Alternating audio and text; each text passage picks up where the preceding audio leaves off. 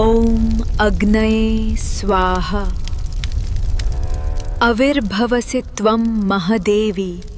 आज के इस विश्लेषण में बात होगी एक ऐसी कहानी की जो सदियों पुरानी है, पर उसकी गूंज आज भी उतनी ही तेज है। हम महाभारत की सबसे शक्तिशाली और शायद सबसे ज्यादा गलत समझी गई महिला द्रौपदी के बारे में चर्चा करेंगे।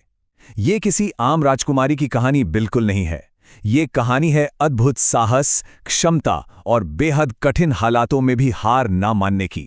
तो चलिए सीधे इस एपिक सफर में उतरते हैं। कहा जाता है कि द्रौपदी का जन्म किसी आम गर्भ से नहीं हुआ।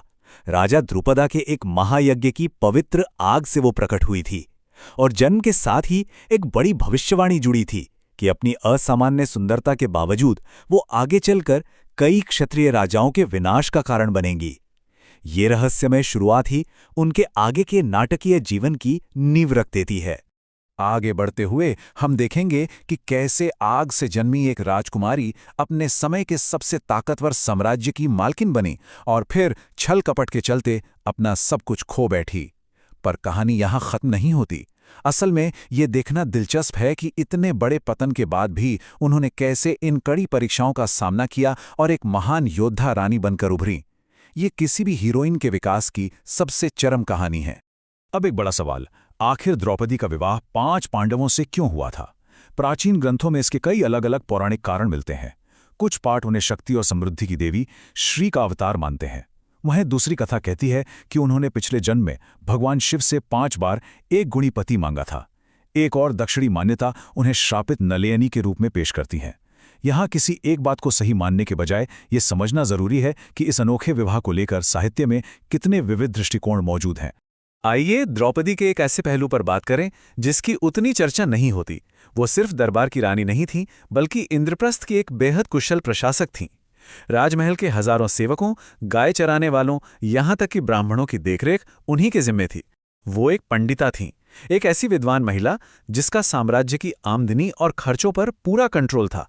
उनका बौद्धिक स्तर और मैनेजमेंट स्किल्स सच में कमाल के थे। सोचकर देखिए, द्रौपदी जिस खजाने को मैनेज करती थी वो समुद्र के देवता वरुणा के खजाने जितना ही विशाल था। इतने बड़े साम्राज्य का पूरा आर्थिक संचालन एक अकेली रानी के हाथों में। ये उनकी ताकत और रुतबे का सबसे ऊंचा मुकाम था, ठीक उस चौसर के खेल से पहले जहां सब कुछ हमेशा के लिए बदल गया। और फिर वो घटना आती है जिसने इतिहास की पूरी धारा ही बदल दी, चौसर का खेल। पहले ही राउंड में युधिष्ठिरा, शकुनी और दुर्योधन के छल के आगे अपना पूरा खजाना और अपना विशाल साम्राज्य हार बैठते हैं। ये एक ऐसी टेंशन से भरी शुरुआत थी जहां देखते ही देखते सब कुछ हाथों से फिसलता चला गया। पर आगे जो होता है वो और भी हैरान करने वाला है। साम्राज्य हारने के ठीक बाद दूसरे राउंड में युधिष्ठिरा अपने ही सगे भाइयों को दांव पर लगा देते हैं और एक एक करके उन्हें भी हार जाते हैं। राज दरबार में बिल्कुल सन्नाटा छा गया था।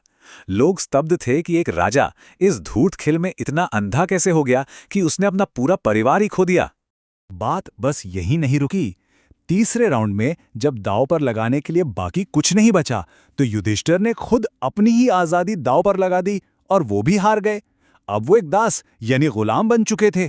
पूरा कुरु दरबार आश्चर्य में था। अब हारने को और बचा ही क्या है? और बस यहीं पर आता है वो बिंदु जो महाभारत के सबसे दर्दनाक और भावुक क्षणों में से एक है। चौथे राउंड में युधिष्ठिर रानी द्रौपदी को ही दांव पर लगा देते हैं। सोचिए, वो पत्नी जो उस विशाल साम्राज्य को अकेले मैनेज करती थी, आज एक खेल का हिस्सा बन गई थी। हारने पर उन्हें बलपूर्वक दरबार में लाया गया। किसी भी रानी के लिए इससे बड़ा विश्वासघात और क्या हो सकता था? पर जब द्रौपदी दरबार में आई तो वो डरी नहीं। उन्होंने सीधे कौरव दरबार में बैठे महान राजाओं की तरफ देखा और एक बेहद तार्किक सवाल कर दिया। क्या एक राजा जो खुद को हार चुका है, उसके पास अपनी रानी को दांव पर लगाने का अधिकार बचता है? यहां उनका बौद्धिक स्तर साफ दिखता है। जब दुशासना ने उनका चीरहरण करने की कोशिश की तो चमत्कारिक रूप से उनका सम्मान बच गया। ये पूरा क्षण उनके दृढ़ निश्चय का एक बहुत बड़ा प्रमाण है। इस भारी दुर्भाग्य के बाद शुरू होता है वनवास। द्रौपदी ने पांडवों के साथ पूरे 13 साल का कठोर निर्वासन झेला।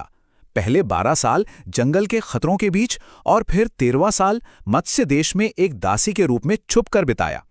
एक शक्तिशाली महारानी से एक जंगल की वासी बनने का ये लंबा और तकलीफदेह सफर उनके धैर्य की सबसे कड़ी परीक्षा था। जरा इन दो अलग अलग जिंदगी के तनाव को महसूस कीजिए। एक तरफ इंद्रप्रस्थ में एक सुशिक्षित महारानी जो वरुणा जैसे अपार खजाने को संभालती थी, और दूसरी तरफ जंगल की वो जिंदगी जहां रोजाना खतरों, भूख और राक्षसों का सामना करना पड़ता था। यहां तक कि जंगल में जयद्रथा ने उनका अपहरण भी कर लिया था। लेकिन इन सब के बावजूद भी उनका लचीलापन अद्भुत था और वो अपने परिवार की सबसे बड़ी शक्ति बनी रहीं। 13वें साल में जब वो सैरंध्री नाम की एक दासी बनकर रह रही थी, तब भी उन्होंने अन्याय के खिलाफ आवाज उठाना नहीं छोड़ा। एक प्रसंग आता है जब सेनापति किचका उन्हें परेशान करता है। तब द्रौपदी बिना किसी डर के भरे दरबार में राजा विराटा के सामने खड़े होकर धर्म और एक राजा के वास्तविक कर्तव्य पर सीधा सवाल उठाती हैं। अपने साहस और रणनीतिक दिमाग का इस्तेमाल करते हुए उन्होंने भीमा के माध्यम से किचका का अंत करवाया। यहाँ सबसे महत्वपूर्ण बात यह है कि निर्वासन के दौरान द्रौपदी सिर्फ चुपचाप सहने वाली पत्नी नहीं थी, वो एक बेहतरीन राजनीतिक सलाहकार भी थीं। मुसीबत के दिनों में उन्होंने युधिष्ठिरा को धर्म और न्याय पर सलाह दी और कौरवों के खिलाफ युद्ध और अपमान के बदले की आग को कभी बुझने नहीं दिया। असल में वो पांडवों की एकता और मनोबल का मुख्य स्रोत थीं। और इन्हीं सबसे कुरुक्षेत्र के महायुद्ध की नींव रखी गई। एक बड़ा टर्निंग पॉइंट तब आया जब कृष्ण शांति का प्रस्ताव लेकर कौरवों के पास जाने वाले थे। उससे ठीक पहले द्रौपदी ने एकांत में कृष्ण से युद्ध की अटल मांग की थी और अपना अपमान याद दिलाया था। यहाँ वो पूरी तरह से एक महान योद्धा रानी के रूप में खड़ी दिखती हैं, जिन्होंने बदले और न्याय के लिए पूरे परिवार को एकजुट कर दिया। पर हम सब जानते हैं कि हर युद्ध एक भयावह कीमत वसूलता है। द्रौपदी के 5 बेटे थे, हर पांडवा से एक, जिन्हें द्रौपदीयुस कहा जाता था।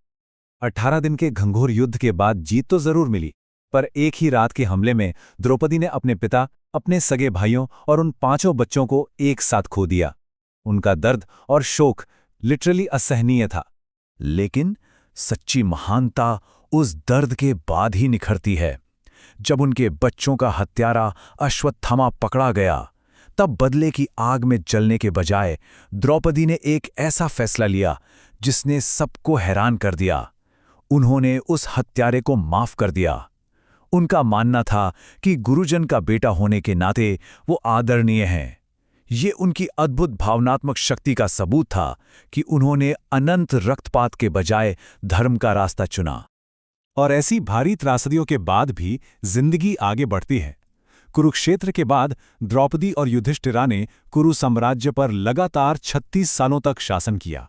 एक लंबा सफर जो राजमहल से निकलकर वनों और फिर युद्ध के मैदान तक गया था, वो वापस से कुशल महारानी के रूप में अपने शीर्ष पर पहुंचा, इससे पहले कि उन्होंने हिमालय की ओर अपनी अंतिम यात्रा शुरू की। द्रौपदी की कहानी सिर्फ प्राचीन साहित्य के पन्नों तक सीमित नहीं रह गई। आज भी दक्षिण एशिया के 400 से ज्यादा मंदिरों में उन्हें द्रौपदी अम्मान के रूप में एक देवी की तरह पूजा जाता है। यक्षगाना जैसी ट्रेडिशनल आर्ट्स का वो मुख्य केंद्र हैं और आज के आधुनिक समय में भी महिलाओं के आत्मसम्मान और स्त्री न्याय की एक जबरदस्त प्रतीक के रूप में उनकी मिसाल दी जाती है। उनकी लेगेसी वाकई अटूट है। तो इस विश्लेषण को खत्म करते हुए एक आखिरी सवाल पर विचार करना जरूरी है। आग से पैदा हुई एक राजकुमारी जिसने पूरे खजाने को कुशलता से संभाला, अपमान को झेला और निर्वासन और युद्ध की कठिनाइयों को पार किया, उनकी ये कहानी आज हमें साहस और न्याय के बारे में क्या सिखाती है? ये कहानी हमें याद दिलाती है कि हालात चाहे कितने भी उलट क्यों ना हो, दृढ़ निश्चय से सब कुछ पार किया जा सकता है। ये थी द्रौपदी की कहानी, जो आज भी हिम्मत ना हारने की एक जीती जागती प्रेरणा है। हमारे इस विश्लेषण में साथ बने रहने के लिए बहुत बहुत धन्यवाद।